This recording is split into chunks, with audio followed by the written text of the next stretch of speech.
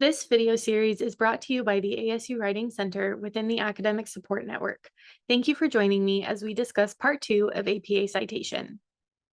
This video, our second in the series, will discuss formatting your paper. Let's get started. We wanted to open with this quote. The physical appearance of a paper can enhance or detract from it. A well-prepared paper encourages editors and reviewers, as well as instructors in the case of student work, to view authors' work as professional. This is a good insight into why formatting matters. It's also good to note that when you write professionally, uniformity in the field is a good thing. If APA style is the style for your field, you'll want to be familiar with the standards for your discipline. The start to formatting a paper is the title page. Here is an example of a title page. The title should be centered and bolded. Other information needed, like the author or affiliation, can be centered in the upper half of the page, but it will not be bolded. You will also need to include your course, the instructor, and the due date. You will start page numbers on the title page in the upper right-hand corner and follow numbering on all pages without interruption. Let's discuss effective and ineffective paper titles. Titles should convey the main idea of your paper simply and in an engaging way. APA encourages authors to keep their titles concise and focused. You are expected to title your student papers. For more guidance on this, we'd recommend that you see your assignment description or rubric. This table shows ineffective and effective paper titles and the rationale for why you would choose one over the other. Let's look at the first example. The ineffective title reads, "A study of the effect of depression on the decision to join a clinical trial." The effective title reads, "Effect of depression on the decision to join a clinical trial." When we look at the rationale, APA states that the effective title is more direct. Unnecessary words have been cut. Keep this in mind when you are writing your own titles. Each page will need a page header and potentially a running head.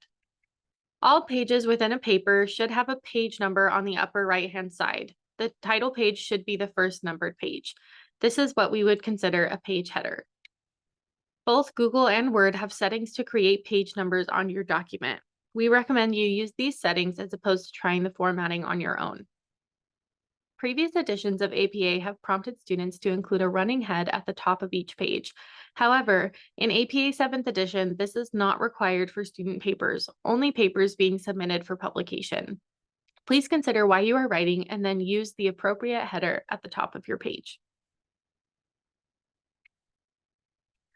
Order of pages is another important piece of APA formatting. Your paper should be arranged in the following order. You should start with your title page. Then you will have an abstract. This will start on a new page after the title page. Third, you have your text. This starts on a new page after the abstract or after the title page if the paper does not have an abstract. Fourth, you will have your references. These will start on a new page after the end of the text. You can include footnotes, tables, figures, and appendices in your writing. If you choose to do so, they will be after references, and each section will start on a new page. Not all papers will need abstracts, footnotes, tables, figures, or appendices.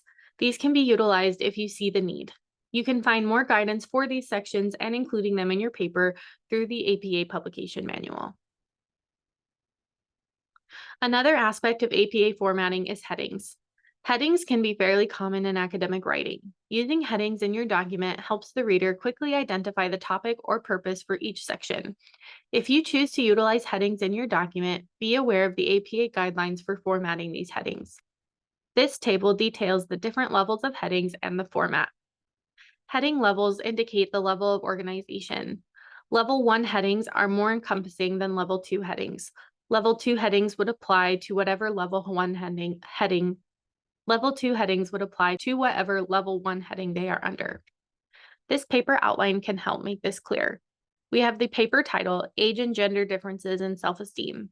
Under that, we have a Level 2 heading, Gender and Age Differences and Cross-Cultural Differences. These are subsections to the paper title, Age and Gender Differences. We then have another Level 1 heading after the introduction, the method. Under that, we have Level 2 headings, Participants and Measures. These are subheadings of the methods. This follows all the way through this outline of the paper.